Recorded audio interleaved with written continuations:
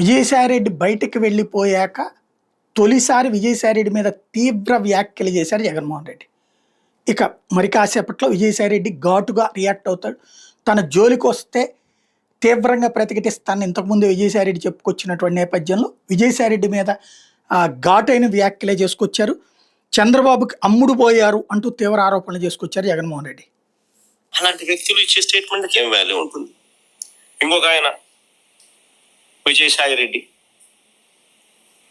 చంద్రబాబుకు లొంగిపోయిన మరో వ్యక్తి. రాజ్యసభ సభ్యుడిగా 3.5 సంవత్సరం తనకు టర్మ్ ఉండగా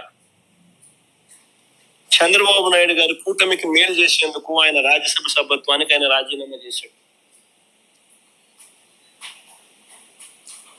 వైఎస్ఆర్సీపీకి ఎమ్మెల్యేల బలం లేదు, మళ్ళీ రాజ్యసభకు వైఎస్ఆర్సీపీ పంపించే అవకాశం ఉండదు అని తెలిసి తన రాజీనామా వల్ల చంద్రబాబు నాయుడు గారి కూటమికి మేలు జరుగుతుందని తెలిసి తన 3.5 సంవత్సరం టర్ము ఆ కూటమికి తాను ప్రలోభాలకు లోనై అమ్మేసి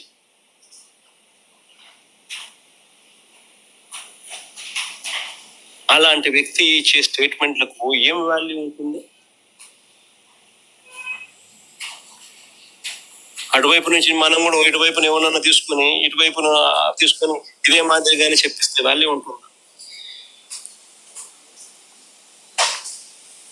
యాక్చువల్గా విజయసాయిరెడ్డి సీటుని బీజేపీ తీసుకుంది. బీజేపీని డైరెక్ట్గా అంటలేదు జగన్. ఎక్కడ తెలుగుదేశం కూటమి, తెలుగుదేశానికి చంద్రబాబు అంట. కానీ విజయసాయిరెడ్డి మోడీ అమిత్ షాలతో ర్యాప్ మెయింటైన్ చేయడం కోసం అది త్యాగం చేశారనుకోవాలి. ఎందుకంటే ఆ సీటుని తీసుకుంది మన బీజేపీకి సంబంధించినట్టు పాకా సత్యనారాయణ. అది ఇక్కడ కీ పాయింట్.